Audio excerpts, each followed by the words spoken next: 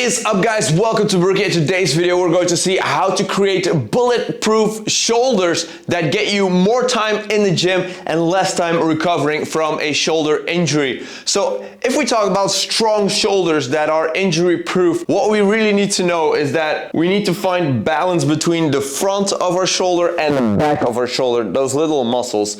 And for most people, the front of the shoulder is going to be a lot stronger and a lot more developed than the back. So that's why in this video we're going to focus mainly on the back of our shoulders and those smaller muscles. So if you want to jump to different exercises, I left some timestamps for you down below so you can pick and choose whatever you like and return to the exercise that you want to see. The first exercise that I really love and that I have been doing for so many years is the face pull. And a lot of people talk about a face pull, but I must say, if I'm not doing the face pull for more than 2 or 3 weeks, I already feel that my shoulder is not feeling as good as it can feel.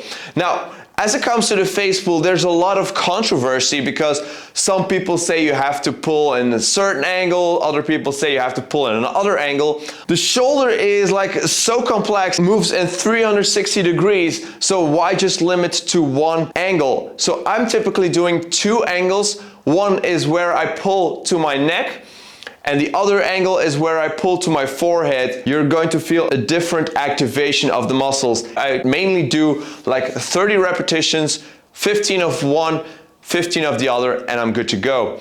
The next exercise that I recently started doing is with a suspension trainer. So what we're going to do is we're going to do a row and then we're going to do a Cuban rotation.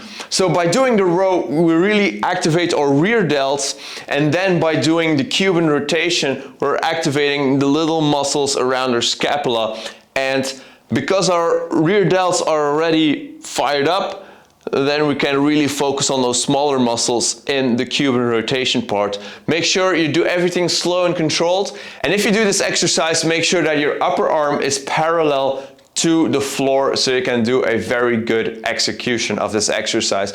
Also, what you need to keep in mind when using the TRX suspension trainer is that you contract your core, because if you're not contracting your core, you tend to pull from your spinal erectors, and that is not going to be as good as if you have a tight core and then you pull and let everything move from the shoulder joint. So make sure that you have tight abs, that your arms are parallel to the floor, and you're going to feel your muscles getting stronger. And the last exercise that I really love is the dumbbell external rotation. Typically people do them standing, so I don't see a lot of use out of that, because the higher you go in weight, you're only going to tax your biceps more because gravity goes downwards. So if you do your external rotation standing, you're not going to work against gravity. So that's why it's better that if you lay down on your side and you do them like that. What you need to keep in mind for this exercise is that your elbow keeps touching the side of your body and that your underarm is perpendicular to your upper arm so that you can nicely keep that angle and you can really feel it inside the scapula and inside your shoulder. And you do these slow and controlled. You don't need a lot of weight, half a kilo, a kilo and a half, but definitely not too much. The eccentric is also very important in this exercise because that is going to work your muscles like no other.